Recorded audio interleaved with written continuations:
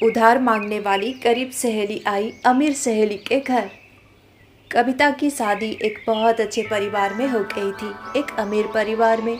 वो बहुत खुश थी। उसे भारी गहने पहनने का बहुत शौक था, कीमती साड़ियाँ पहनने का बहुत शौक था और उसे सब कुछ मिल रहा था।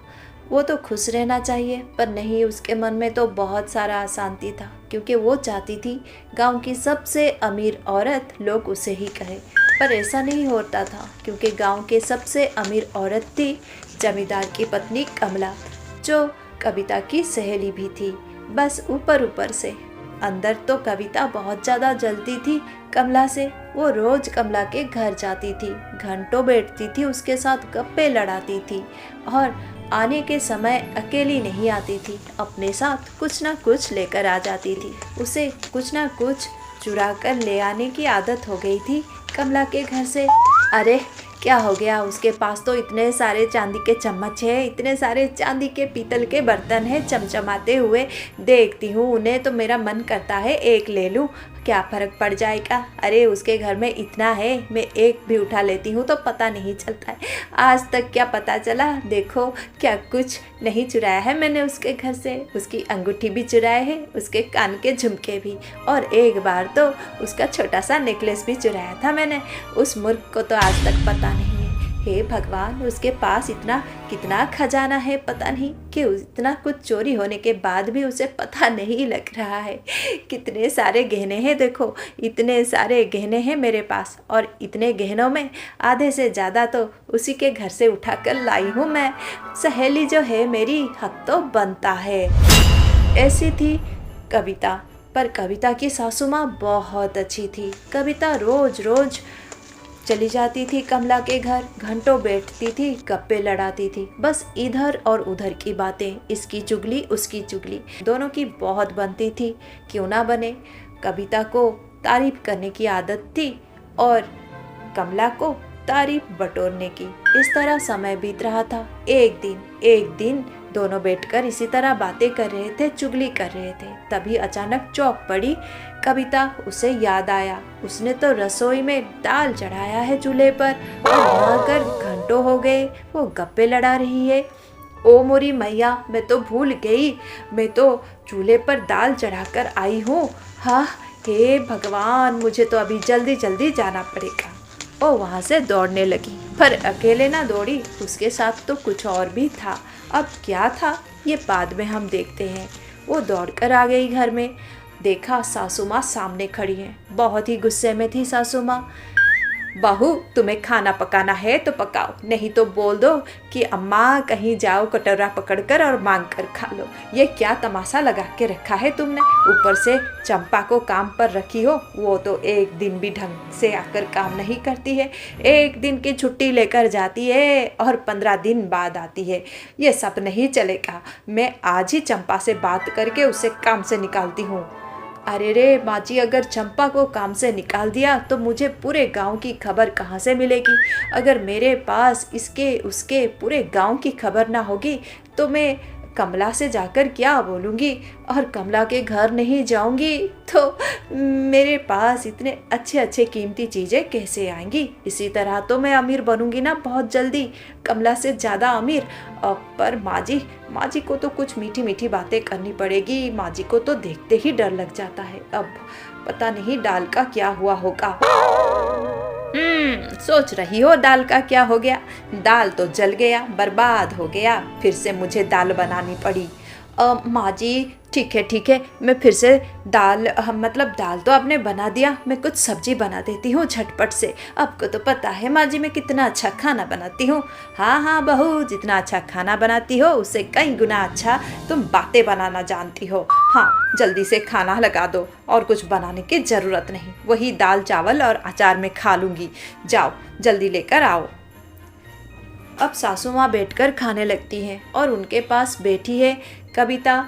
तभी सासू माँ उसे बोलती है, अरे बेटी, मुझे ये बात अच्छी नहीं लगती है। तुम रोज रोज उस नकचढ़ी जमींदार के घर चली जाती हो। जमींदार की पत्नी तुम्हारी सहेली है, मानती हूँ, पर बिटिया वो बहुत ही दुष्ट प्रकृति की है। ऐसे लोगों से तो दूर रहना चाहिए। उससे तो कई गुना अच्छी हमारे पड़ोस में रहने वाली सुजाता है। वो तो तुम्हारे गांव की है, तुम्हारी बचपन की सहेली भी है। कितनी अच्छी है, कभी उसे देखा नहीं किसी की बुराई करते हुए। उसकी सासू माँ भी उसकी इतनी तारीफ करती है। मैं तो बोलती हूँ कि वसुधा, तुम तो भाग्यशाली हो कि सुजाता जैसी बहू तुम्हें मिल गई है। माँ जी, आप क्या कहना चाहती हैं कि सुजाता अच्छी बहू है और मैं अच्छी बहू नहीं? हाँ माँ जी, आपको पसंद नहीं मेरा इस तरह मेरी प्यारी सहेली कमला के घर जाना। ठीक है माँ जी, नहीं जाऊंगी, कम कर दूंगी। पर आप मेरी बराबरी उस भिखारन सुजाता से तो ना करें। इतनी गरीब है वो, और काहे की सहेली? हाँ हाँ, मेरे गाँव की है, पर मैं ऐसे लोगों से दोस्ती नहीं करती हूँ कभी।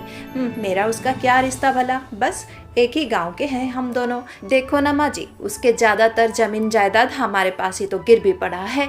सूद का सूद दे रहे हैं, सूद भी ढंग से नहीं दे पाए वो लोग। इतने भिखारी हर दूसरे दिन आ जाती है कुछ ना कुछ मांगने। मुझे तो बड़ी शर्म आती है। अब एक ही गांव के हैं ये सोचकर मैं दे देती हूँ कुछ ना कुछ, पर मुझे अच्छा नहीं लगता है। हाँ, आपके बेटे को तो ये बिल्कुल पसंद नहीं। और मुझे ये सब बिल्कुल पसंद नहीं। इस तरह जो सूद लेता है रमाकांत, मैं तो उसे आज बहुत डांटूंगी। इस तरह तुमने उनके जमीन जायदाद हत्या लिए हो, ये क्या अच्छी बात है बेटी? ये बिल्कुल अच्छी बात नहीं है। गरीबों के साथ ऐसे करने से भगवान बहुत दंड देते हैं। नहीं, आज ही मैं अपने बेटे से बात करूंगी, ये सब बंद करने के लिए बोलूँगी। भगवान का दिया हुआ इतना सारा जमीन जायदाद है, ये सूद लेने की बात कहाँ से आ गई? नहीं, ये अभ्यास उसे तुम ही ने दिया है, मुझे अच्छा नहीं लगता है। मेरा बेटा बिल्कुल ऐसा नहीं करता था, तुम्ही ने उसे उल्टा पुल्टा बुद्धि और पट्टी पढ़ाई है। अब माँ जी, क्या बुरा है? इस तरह हम जल्दी अमीर हो जाएंगे। बस भी करो, मुझे इस तरह अमीर नहीं बनना। और चोरी से तो मैं बहुत नफरत करती हूँ, मुझे इस तरह बिल्कुल पसंद नहीं है। माँ जी, ये चोरी काहे की है? अब ये भी एक तरह का काम ही है, और काम ही तो सब कुछ होता है ना। मतलब और ज़्यादा मुझे ना समझाओ बिटिया, जो मुझे बोलना था मैंने बोल दिया। ये सूद लेना भी चोरी ही होता है, ईश्वर के सामने चोरी। और जो चोर होता है मैं उसे कभी माफ़ नहीं करती हूँ। अरे, खाना ना मिला, भूख से कुछ चुरा लिया, वो अलग बात है, पर इस तरह सब कुछ होते हुए चोरी करना, छी छी छी। अब माँ जी, आप भी ना क्या बात पकड़ कर बैठ गई हैं। तभी अचानक से कुछ छम से गिरता है। ये देखकर चौंक पड़ती है लीलावती। ये क्या? चांदी का चम्मच नीचे गिर गया, साड़ी के पल्लू में छुपा था। अब लीलावती समझ जाती है कि ये चांदी का चम्मच कहाँ से आया है। बहू, ये क्या है? हाँ, अब माँ जी, गलती से कमला के घर गई थी ना, वो हलवा खा रही थी माँ जी, शरबत पी रही थी, और चांदी का चम्मच था। अब मेरे साड़ी में शायद गिर गया था, अब फंस कर लग गया होगा। अरे बेटी, हलवा नहीं, फेविकल होगा, फेविकल, जो चिपक गया ये चांदी का चम्मच तुम्हारी साड़ी से। हे भगवान, अब मैं क्या करूं? बहू, अभी के अभी ये चम्मच ले जाकर उसे देख कर आओ। मैं ये सब बर्दाश्त नहीं करूंगी। मेरे घर में इस तरह चोरनी, छी छी छी। दोबारा ऐसा किया तो सच बोल देती हूँ, मुझसे बुरा कोई ना होगा। अब सुमा बहुत डांटती है और डर जाती है उनकी बहू, और चुपचाप से आ जाती है दौड़कर अपने कमरे में। सासू माँ भी ना बहुत ही प्रवचन देती हैं, क्या बुरा करती हूँ मैं? इतना धन है, इतना संपत्ति है कमला के पास, थोड़े बहुत चुरा कर ले आती हूँ। मुझे पता है मैं इतनी अमीर तो इतनी जल्दी नहीं बन सकती, पर एक ना एक दिन तो ज़रूर बन जाऊँगी। हाँ, ये सब करते हुए सासू माँ आई बड़ी मुझे ज्ञान देने वाली। हाँ, अगर सासू माँ को पता लग जाएगा कि मैंने आज तक लगभग 30 तोला सोना, हाँ, क्योंकि इतना सारा सोना चुराया था धीरे धीरे करके, और उस दिन मैंने उसका 25 तोले का हार चुरा लिया। उसे तो पता भी नहीं है कमला को, और मैंने तो स्मार्ट काम किया। सारा सोना जो उसके घर से मैंने चुराया है उसको मैंने पिघला दिया है, एकदम लड्डू जैसा गोल होकर वो सोना मेरे पास है। सोने का लड्डू बनाकर रखा है मैं अपने पास छुपाकर। हाँ, माँ जी को नहीं पता, जानबूझकर मैंने ऐसा किया है। अगर माँ जी को वो सोना दिख जाता तो पहचान लेती किसका है, कहाँ से लाई हो, इसलिए ऐसा मैंने किया है। वो सोने का लड्डू मैं छुपा कर रखी हूँ। मौका देखते ही उसको मैं बदल कर अपने लिए गहने खरीद लूँगी, सोने के गहने। मज़ा आ जाएगा। वो मूर्ख कमला को अब तक नहीं पता कि उसका 25 तोले का हार कहाँ खो गया है। अब वो 25 तोले का हार चुरा लिया था और इस तरह उसके पास कमला के 30 तोले सोने थे, जिसे वो पिघलाकर लड्डू के आकार में बनाकर अपने पास रख लिया था। पर गजब हो गया, कमला को पता चल गया कि उसकी 25 तोले का हार चोरी हो गया है। अब उसने पुलिस पर कंप्लेंट कर दी, पुलिस के पास जाकर। अब वो बहुत बड़ी बात हो गई थी, अब बहुत ही ज़्यादा डर गई थी कविता। अरे मैं ही तो उसके घर रोज आती जाती हूँ, कहीं मेरे तक बात आ गई तो। पर सोना का तो पता नहीं चलेगा, मैंने सोने का लड्डू जो बना दिया है। हाँ, पर वो सोने का लड्डू कहीं ना कहीं तो छुपाना ही पड़ेगा। हाँ, पुलिस आ गई है उसके घर में, अगर बात बड़ी हो गई तो। हाँ, मैं एक काम करती हूँ, वो सोने का लड्डू मैं कहीं छुपा देती हूँ, ऐसी जगह जहाँ किसी को पता ना चले। जब तक ये बात शांत ना पड़ जाती है तब तक मुझे उस लड्डू को, सोने के लड्डू को छुपा कर रखना पड़ेगा। अब वो बहुत ज़्यादा डर गई थी क्योंकि बात बहुत बड़ी हो गई थी। उस दिन शाम को उसकी पड़ोस में रहने वाली उसकी बचपन की सहेली सुजाता उसके घर आई। सुजाता को कुछ पैसों की ज़रूरत थी, वो पैसे उधार मांगने लगी। वो सुनकर बहुत ही परेशान हो गई कविता वैसे भी बहुत ज़्यादा परेशान थी उस दिन। अरे नहीं नहीं, तुम तो कुछ ना कुछ मांगने आ जाती हो, सूद का सूद देना पड़ रहा है तुम लोगों को। नहीं, अब मेरे पास कुछ भी नहीं है, तुम जाओ यहाँ से। ऊपर से आज मैं थोड़ा परेशान भी हूँ सुजाता, बाद में बात करते हैं। हाँ हाँ ठीक है, वो क्या है कि सब्जी घर में नहीं थी इसलिए ठीक है, मैं बाद में आ जाती हूँ। ऐसा बोलकर सुजाता वहाँ से चली जाती है। ये देख लेती है लीलावती को अच्छा नहीं लगता है। देखो तो कैसी बहू है, दूसरों के लिए मन में थोड़ी सी भी दया नहीं है। मुझे पता है मैं क्या करूँगी। वैसे सुजाता बिटिया को मैं कुछ पैसे दूंगी तो वो मुँह पर ही मना कर देगी, बोलेगी नहीं नहीं माँ जी, मेरी सहेली को बुरा लगेगा, आपके रिश्तों में खटास आ जाएगी। हाँ, मुझे पता है क्या करना है। वो सुजाता के घर चुपके से जाती है, कुछ पैसे लेकर और एक बड़ा सा तरबूज लेकर। वो तरबूज भी रख देती है और पैसे भी।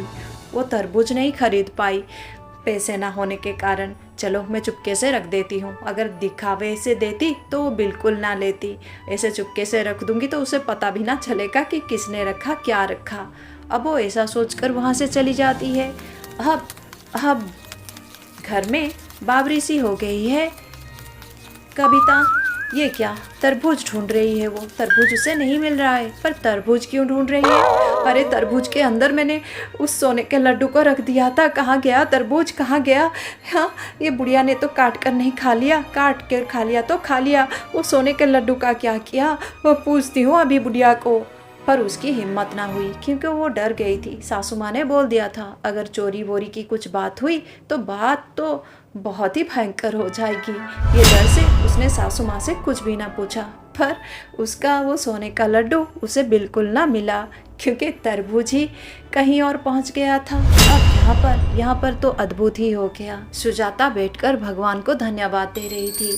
भगवान ने उसकी सुन ली, उसे इतना कुछ दे दिया। तरबूज के अंदर से उसे मिल गया था इतना बड़ा सोने का लड्डू, 30 तोला सोना भगवान की ही तरफ से था उसके लिए। इसे बोलते हैं कर्म का फल।